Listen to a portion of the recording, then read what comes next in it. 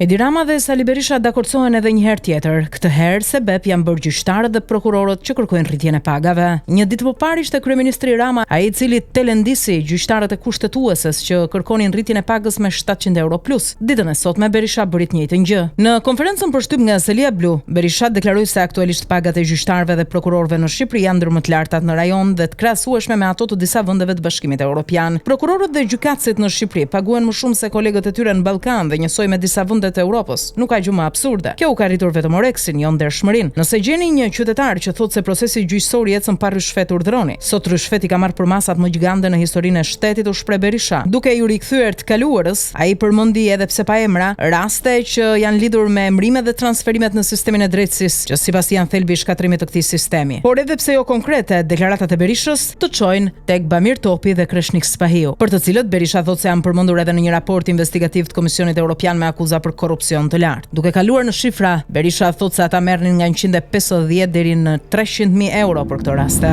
Lulzim Basha kishte dy urime në një ditë sot. E para për ditëlindjen dhe e dyta për vendimin pas 7 viteve të gjykatës së Tiranës për padinë e kryeministrit Rama, vendimarrja e cilës ishte në favor të ish kryedemokratit. Gjykata e shkallës së parë në Tiranë rrëzon padinë e bërë nga kryeministri Edi Rama kundrejt ish kryedemokratit Lulzim Basha. Kreu i qeverisë e kishte paditur Bashën për shpifje dhe kërkonte që ai të paguante domin jo pasuror në vlerë 1 milion lekë për një deklaratë të timit 22 tetor 2018. Sipas gjykatës, padia e bërë nuk rezulton mbi bazën e provave të ligjit. Kryeministri mund bëjë ankim të këtij vendimi në shkallën e apelit brenda 15 ditëve duke nisur nga sot. Po ashtu për pikën e padisë, kur Rama kërkonte që Basha të paguante shpenzimet gjyqësore dhe ato të avokatëve, gjykata pasi ka shqyrtuar çështjen nuk ka gjetur prova për të provuar fajësinë e Bashës.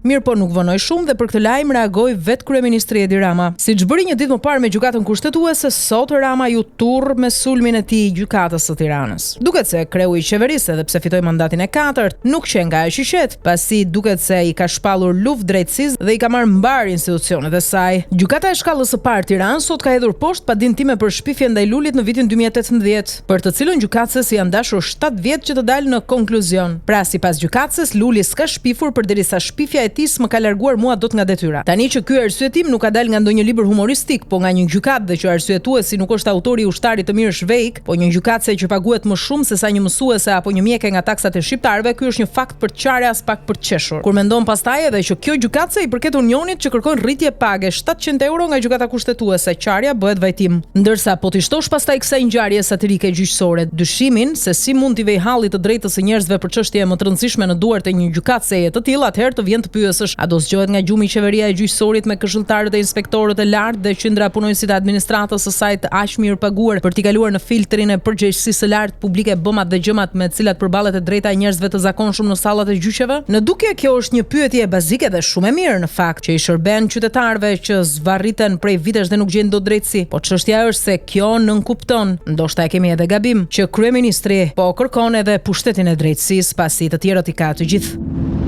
Gjykata kushtetuese i përgjigjet kryeministrit Edi Rama pas reagimit të një dite më parë të këtij të fundit, ku i telendisi vetëm se kërkuan rritje page me 700 euro plus. Në njoftimin e saj përshtyp gjykata kushtetuese thekson pavarësinë e saj dhe dënon çdo formë ndërhyrje apo presionin ndaj vendimarrjes së saj. Gjykata kushtetuese garanton se ushtrimi i funksionit të saj kushtetues është i pandikuar nga palët politike apo veprimtaritë dhe vendimarrjet e tyre. Duke marrë shkas nga qëndrime dhe reagime të publikuara së fundmi në media dhe në rrjetet sociale nga përfaqësues të pushteteve të tjera përfshija të ekzekutiv si edhe të vetë medias, gjykata kushtetuese siguron publikun dhe palët në proces se ajo është e pavarur në ushtrimin e funksionit të saj kushtetues dhe nuk ndikohet prej tyre në veprimtarinë ose vendimarrjen e saj. Gjykata kushtetuese gjen rastin të ritheksojë se vendimet e saj mund të jenë objekt kritikash, megjithatë është e papranueshme çdo formë ndikimi sikundër çdo përpjekje për të vënë në dyshim autoritetin dhe reputacionin e saj, qoftë edhe në dukje çka do të cënonte vetparimet themelore të shtetit së drejtës dhe atë të ndarjes dhe balancimit ndërmjet pushteteve, thuhet në reagimin zyrtar të gjykatës kushtetuese.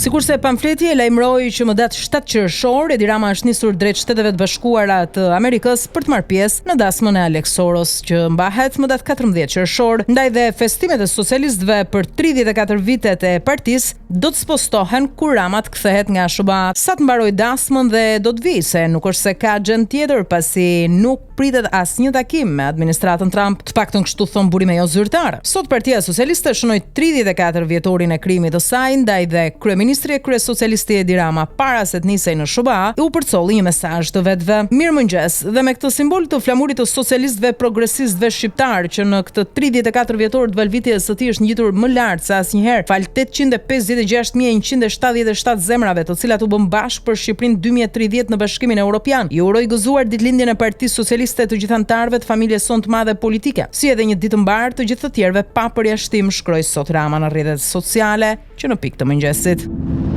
Gjykata e posaçme kundër korrupsionit dhe krimit të organizuar ka caktuar 30 qershorin datën e seancës gjyqësore para ndaj Sali Berishës, dhëndrit të tij Marbër Maltezi e të tjerëve në kuadër të aferës Partizani. Në këtë dosje janë marrë pandehur 5 persona, mes tyre Sali Berisha, dhëndri i tij Marbër Maltezi, biznesmeni Fatmir Bektashi, si edhe Andja Pustina e Xhimi Begeja. Gjyqtarja Elsa Ulliri, kryesuese, Bib Ndreca dhe Rudina Pallo janë treshja e gjyqtarëve që do të gjykojnë dosjen Partizani. Berisha bëhet kështu ish zyrtari më i lartë në historinë politike të vendit që do të para një trupe gjykuese në përballjen e parë me drejtësinë. Gjyqi pritet që të jetë i gjatë me dëshmitare, paraqitje provash, pasi asnjë prej personave të pandehur nuk ka kërkuar gjykim të shkurtuar.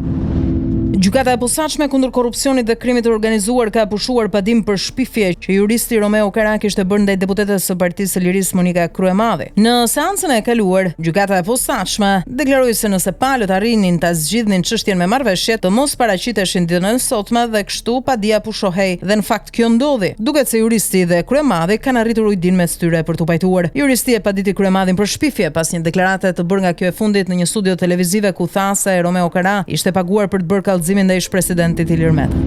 Edhe pse socialistët sot kanë fest pasi kanë ditëlindjen e partisë, Sali Berisha nuk pyet dhe u mor sot me kryeparlamentaren Elisa Spiropali pas deklaratave të kësaj të fundit për raportin e Parlamentit Evropian për Shqipërinë. Në konferencën për shtyp të ditës së sotme, Berisha e cilësoi këtë raport si një akt damkosës për kryeministrin Edi Rama dhe bashkëpunëtorët e tij më të afërt, duke ironizuar Spiropalin si mis metamorfoza. Raporti i Parlamentit Evropian i referohet fjalë për fjalë konstatimeve të OSBE-Odirit dhe institucioneve ndërkombëtare që theksojnë se zgjedhjet u zhvillua në kushte të pa barabarta. Kjo është dëshmi se Edi Rama ka ndërtuar një shtet elektoral. Në raport përmendet qartë se ndarja e pushteteve nuk respektohet në Shqipëri dhe përgjegjësi kryesor për këtë është Edi Rama, thot Berisha. Ky i fundit përgënjeshtron pretendimet e qeverisë se opozita është kundër procesit të integrimit, duke theksuar se Komisioni dhe Parlamenti Evropian e konfirmojnë mbështetjen e opozitës për integrimin. E po edhe këtë nuk e prisnim. DHL kërkon 9.2 milionë euro për votën e diasporës, KQZ refuzon ta paguajë. Çfarë po ndodh? Në përfundim të procesit të transportimit të votës së diasporës, kompania postare DHL ka prerë fatura tatimore dhe i kërkon Komisionit Qendror të Zgjedhjeve vlerën e plot kontratës prej 9.2 milionë eurosh. Faturat janë të padetajuara, por janë të ndara në muaj e dërgim-kthim, jo me numra konkret se sa dërgime e kthime aq më pak të ndara sipas shteteve. Por Komisioni Qendror i Zgjedhjeve ka refuzuar t'i paguajë faturat në këtë mënyrë. Komisioni ka kërkuar DHL-s të sjellë faturë të veçantë për çdo shtet që ka bërë transport dhe për çdo shtet të sjellë edhe kopje elektronike të firmave të zgjedhësve që kanë tërhequr zarfet zgjedhore. Mirpo DHL ka sjellë një pjesë të firmave të disa shteteve. Mirpostafi i Komisionit Qendror të Zgjedhjeve, që ka filluar kontrollin e nënshkrimeve, ka konstatuar se krahas firmave të rregullta ka edhe raste ku në vend firmës është një vizë, një pikë apo mungon fare. Se çdo të ndodh në këto kushte mbetet për t'u parë në ditët në vazhdim.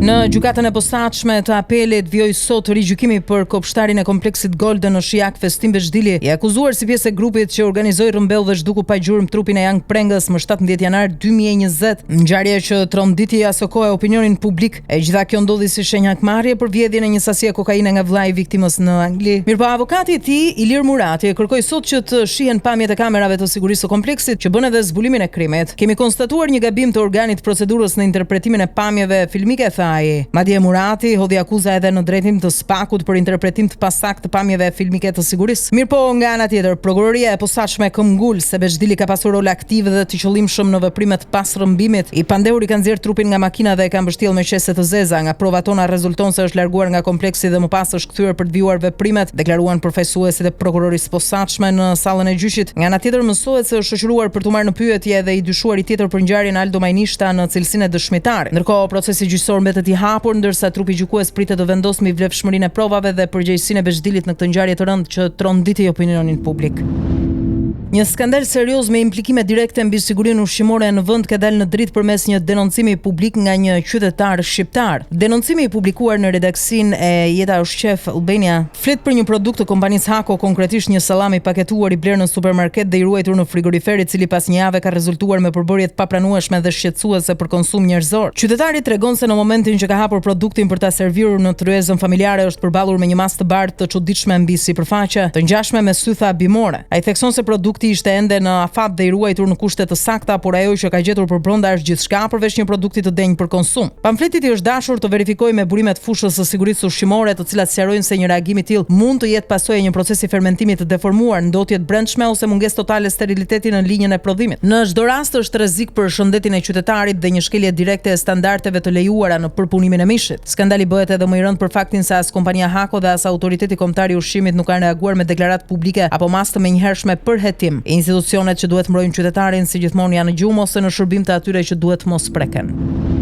Ministria e Bujqësisë ka dalë me njoftim zyrtar ku jep detaje mbi situatën e murtajës te Bagtit. Ministria e Bujqësisë qetëson qytetarët duke thënë se ajo nuk transmetohet te njeriu, por ka një thirrje të posaçme për fermerët. Pas konfirmimit 4 vatrave të infektimeve të reja dhe një rritje të ndjeshme të numrit të kafshëve të prekura, ministria u bën thirrje të gjithë fermerëve që të zbatojnë me përpikmëri masat e biosigurisë, të kufizojnë çdo lëvizje të kafshëve dhe të raportojnë çdo rast të dyshuar. Vetëm përmes vigjilencës dhe bashkëpunimit mund të mbrojmë tufat dhe të garantojmë qëndrueshmërinë e sektorit blegtoral në vend, theksohet në njoftimin zyrtar të Ministrisë së Bujqësisë. Sipas të dhënave zyrtare, rasti i parë u konfirmua më 4 qershor në fshatin Domen në Shkodër, ndërsa më pas janë raportuar raste në Dibër, Bulqiz dhe Skrapar. Deri më sot janë prekur 716 krerë të imtash, nga të cilat 25 kanë ngordhur, 153 janë eliminuar dhe pjesa tjetër ndodhet në proces. Bëhet me dije se momentalisht janë aktive me këtë sëmundje 4 vatra, ndërsa theksohet se janë marrë të gjitha masat.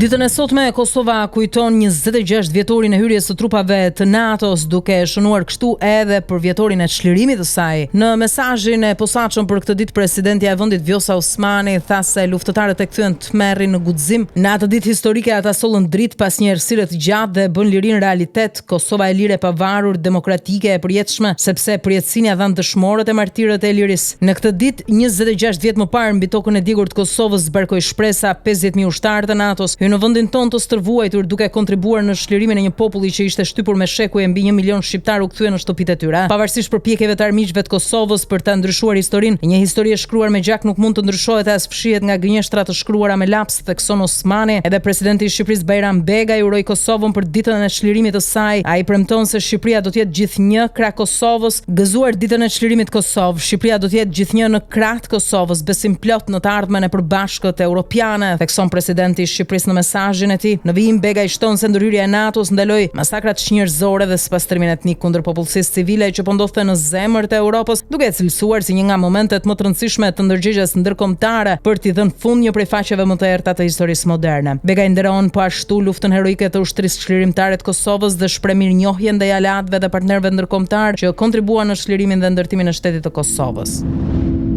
Një tjetër tragjedi ajrore tronditi sot botën. Avioni tip Boeing Air India me destinacion Londrën rrëzohet në ngritjen e dytë të itinerarit dhe shpërthen në flak. Asnjë i mbijetuar nga 242 pasagjerë në bord, prej tyre 2 ishin pilot, 10 anëtar të ekuipazhit dhe 230 udhëtar. 169 pasagjerë ishin shtetas indian, 53 britanik, 1 kanadez dhe 7 portugez. Shefi i policisë indiane konfirmoi se nga aksidenti tragjik i avionit Boeing 787-8 Dreamliner, i cili u rrëzua menjëherë pas ngritjes nga aeroporti i Ahmedabad, nuk ka asnjë të mbjetuar. Sipas shefit të policisë indiane, për shkak se avioni u rrëzua në një zonë të banuar, ka shumë gjasa që edhe banor lokal të jenë mes viktimave. Pasi ndërtesa në cilën u rrëzua avioni është një konvikt, shkaku i rrëzimit të avionit mbetet ende mister, ndërkohë që ekspertët po ngren shumë pikpyetje, përgjigjet e cilave mund t'i jap vetëm kutia e zezë. Siç raportojnë mediat e huaja, pilotët kanë lëshuar alarmin SOS vetëm pak sekonda nga rrëzimi. Në momentin e rënjes, avioni është ngritur vetëm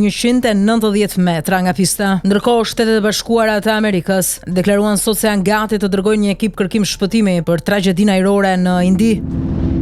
Mediat amerikane japin alarmin se Izraeli do sulmoj Iranin brenda pak ditësh. Në këto kushte Shtetet e Bashkuara të Amerikës kanë përforcuar sigurinë e tyre. Ishte NBC News që raportoi se zyrtarët e informuar mbi zhvillimet kanë bërë të ditur se operacioni mund të realizohet edhe pa mbështetjen e Shteteve të Bashkuara të Amerikës. Sipas këtij raportimi, zyrtarët amerikanë janë vendosur në gatishmëri të shtuar, ndërkohë që bisedimet midis SHBA-ve dhe Iranit pritet të nisin më datë 15 qershor. Washingtoni jep udhëzime që personeli diplomatik jo thelbësor të largohet nga disa zona të së mesme. Edhe media të tjera kanë raportuar për përgatitjet e Izraelit për një sulm të mundshëm, duke u referuar burimeve nga administrata amerikane, europiane dhe ajo iraniane. Ndërkohë qeveria e Teheranit në bashkëpunim me udhëheqësit ushtarak ka nisur hartimin e një plani kundër përgjigje në rast të një sulmi të mundshëm Izraelit. Teherani nuk përjashton skenarin e përdorimit të qindra raketave balistike ndaj objektivave të Izraelit. Referuar këtyre zhvillimeve, Marina amerikane konfirmon se nuk ka në plan të ndryshojë pozicionin e aeroplan mbajtëses Carl Vinson, e cila ndodhet në detin arabik prej disa javësh. Pas paraqitjeve të një pasnjëshme në nivel relativisht të dobët, kombëtarja shqiptare e futbollit bie ndjeshëm nga renditja mujore e FIFA-s. Shqipëria humbet edhe 2 pozicione të tjerë për të renditur në vendin e 68. Duket se me trajnerin Silvinho, Shqipëria po rikthehet në pikën 0, që nga momenti fantastik i Europianit 2024, duket se kuqezinjt kanë humbur shumë nga shkëlqimi që i dhuroi braziliani. Ekipi kuqezi është rikthyer si në të kaluarën, ku e kishim shumë të vështirë të thyenim ekipe si Letonia. Në momentin kur tekniku brazilian zbarkoi në Tiranë, gjeti një përfaqësuese të përçarë në proces tranzicioni, afroi në përfaqësuese elementë si Yasir Hasani, Mita Idaku e të tjerë, arriti të marrë më të mirën lojtarëve si Aslani Bajrami, por sot historia është ndryshe. Shqipëria ka nisur një rënje të lirë. Në kualifikueset e botrorit 2026, në 4 ndeshjet e para, ekipi ynë ka marrë vetëm 5 pikë. Zhgënjyes janë edhe 2 barazimet e fundit kundër Serbisë dhe Letonisë, që vendosin në pikpyetje kualifikimin për në botrorin 2026. Ose më saktë, shpresat kanë filluar të shuhen. Shumë yje të futbollit shqiptar këto ditë kanë kërkuar edhe largimin e Silvinhos. Në këto kushte ende nuk dihet se si do të veprojë Federata Shqiptare e Futbollit.